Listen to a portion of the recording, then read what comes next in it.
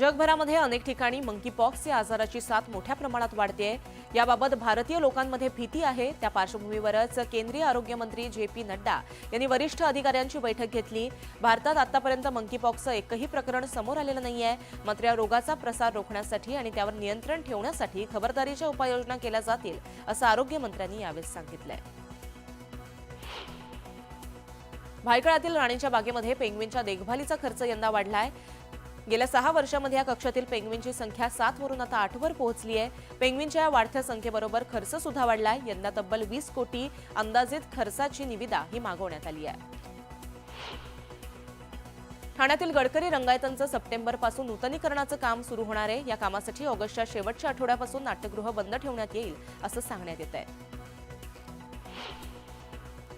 August महिना हा मोठे चित्रपट प्रदर्शित करण्याच्या दृष्टिकोनातून महत्त्वाचा मानला जातो। मात्र राज्यात अनेक भागातील पूरसदृश्य परिस्थिती आणि सणांमुळे चित्रपटाचं प्रदर्शन लांबणीवर पडलंय। 20 सप्टेंबरला प्रसिद्ध अभिनेते दिग्दर्शक सचिन पिळगावकर यांचा बहुचर्चित नवरा माझा नवसाचा 2 हा चित्रपट प्रदर्शित होणार होता, तर 27 सप्टेंबरला धर्मवीर 2 प्रदर्शित होणार आहे। अर्ज करूनही ज्या महिलांना अद्याप लाडकी बहीण योजनेचा लाभ मिळालेला नाही, त्यांनी लवकरात लवकर आधार कार्ड लिंक करून घ्यावं, असं आवाहन मंत्री दीपक केसरकर यांनी केलंय। या महिन्याच्या अखेरपर्यंत अर्जातील ज्या काही त्रुटी असतील त्या दूर करू, असं केसरकर म्हणाले। नाईलाज असतो अजित पवार यांच्यासोबत जावं लागलं, असं विधान राजेंद्र शिंगणे यांनी केलंय। राजकीय जडणघडणीमध्ये शरद पवार यांचा मोठा वाटा असल्याचं त्यांनी म्हटलेलं आहे। या विधानामुळे सध्या राजकीय वर्तुळामध्ये मोठ्या प्रमाणात चर्चा रंगू लागली आहे। श्रीजया चव्हाण यांच्या उमेदवारीसाठी पक्षश्रेष्ठींकडे शब्द टाकून त्यांच्या उमेदवारीची मागणी करू। श्रीजया चव्हाण यांना भोकर मतदारसंघातून उमेदवारी मिळावी ही आमची पण इच्छा आहे, असं वक्तव्य मंत्री गिरीश महाजन यांनी केलंय। खासदार अशोक चव्हाण यांच्या कन्या श्रीजया चव्हाण यांनी विधानसभा निवडणुकीचं रणशिंग फुंकलंय। मी नवीन आहे, मला आपल्या सर्वांच्या आशीर्वादाची आणि साथीची गरज आहे, अशी भावनिक साथ श्रीजया यांनी घातली आहे। भोकर विधानसभा मतदारसंघात विविध विकास कामांच्या उद्घाटनाचं आयोजन करण्यात आलं होतं। या कार्यक्रमात त्यांनी हे वक्तव्य केलंय। बुलढाणा जिल्ह्यातील जळगाव जामोद येथील अतिवृष्टीची मदत बनावट शेतकऱ्यांच्या खात्यावरती स्थलांतरित करणाऱ्या 2 तलाठी आणि 1 कम्प्युटर ऑपरेटर विरोधात अखेर गुन्हा दाखल करण्यात आलाय। न्यूज 18 लोकमतनं संपूर्ण प्रकरण लावून धरल्यानंतर तहसील प्रशासनाकडून या प्रकरणाची दखल घेण्यात आली।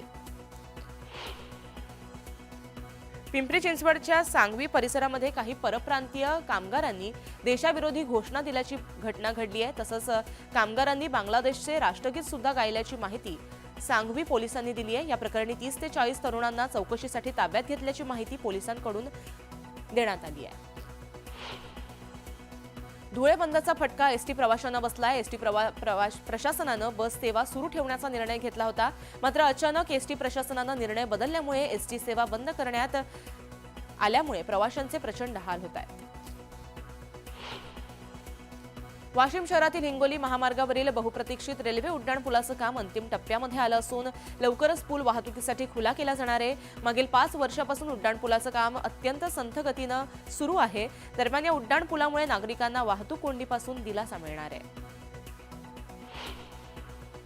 बीडच्या पाटोदा परिसरामध्ये जोरदार पावसानं हजेरी लावली। दरम्यान मांजरा नदीला पूर आल्यामुळे बीड, लातूर आणि धाराशिवला पाणीपुरवठा करणाऱ्या मांजरा धरणामध्ये पाण्याची आवक वाढली आहे।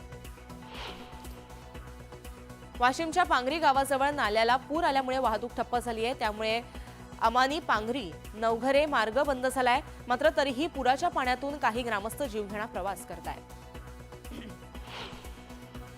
लसणाचे भाव गगनाला भिडले असतानाच अकोल्यामध्ये बनावट लसणाची विक्री केल्याचा प्रकार आता उघडकीस आलाय। सिमेंटचा वापर करून बनवण्यात आलेल्या बनावट लसूण अकोला बाजारपेठेमध्ये आढळून आला। त्यामुळे लसणासह भाजीपाला खरेदी करताना नागरिकांनी योग्य ती काळजी घ्यावी, असं आवाहन करण्यात येत आहे। पंढरपूरच्या दर्शन मंडप आणि स्कायवॉकचा प्रश्न मार्गी लागणार आहे। जिल्हा प्रशासनानं सादर केलेल्या 129 कोटीच्या आराखड्यापैकी राज्याच्या मुख्य सचिव सुनीता सौनिक यांच्या अध्यक्षतेखाली उच्चाधिकारी समितीने 110 कोटीचा आराखडा मंजूर केलाय। नारपार योजनेसाठी चाळीसगाव तालुक्यातील शेतकरी आक्रमक झालेत। ही योजना गिरणा खोऱ्याच्या समृद्धीसाठी महत्त्वाची योजना आहे।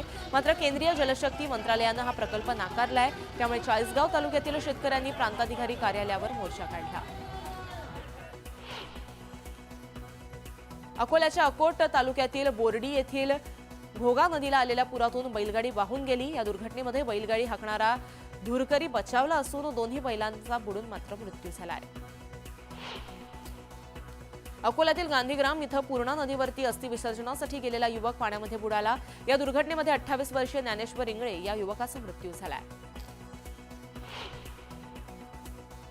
मुंबई पुणे यशवंतराव चव्हाण द्रुतगती महामार्गावरती मालवाहू ट्रकचा अपघात झालाय। चालकाचा ट्रकवरील ताबा सुटल्यानं ट्रक उलटला। या अपघातामध्ये वाहन चालक किरकोळ जखमी झालाय।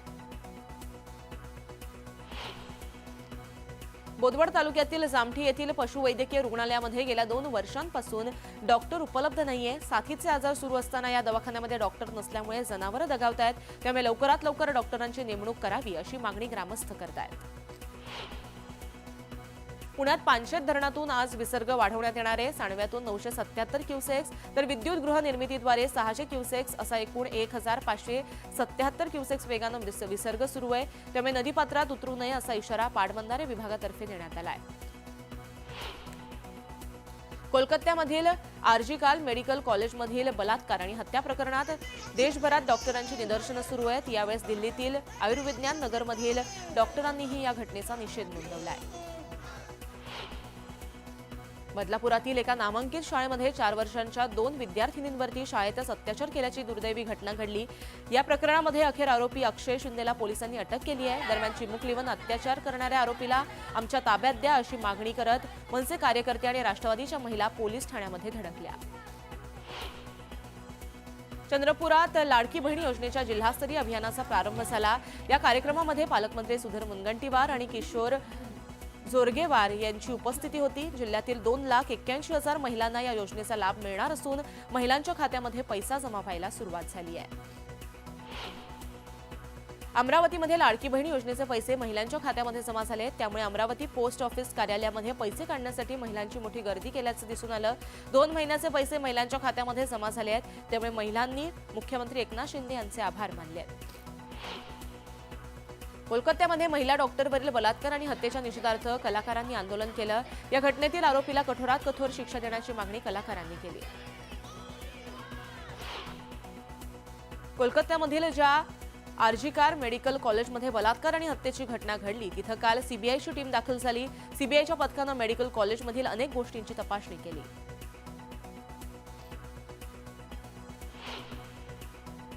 भारतीय कुस्तीगीर विनेश फोगाट काल मायदेशी परतली। यावेळेस तिच्या अपात्रतेवरती तिनं प्रतिक्रिया दिली।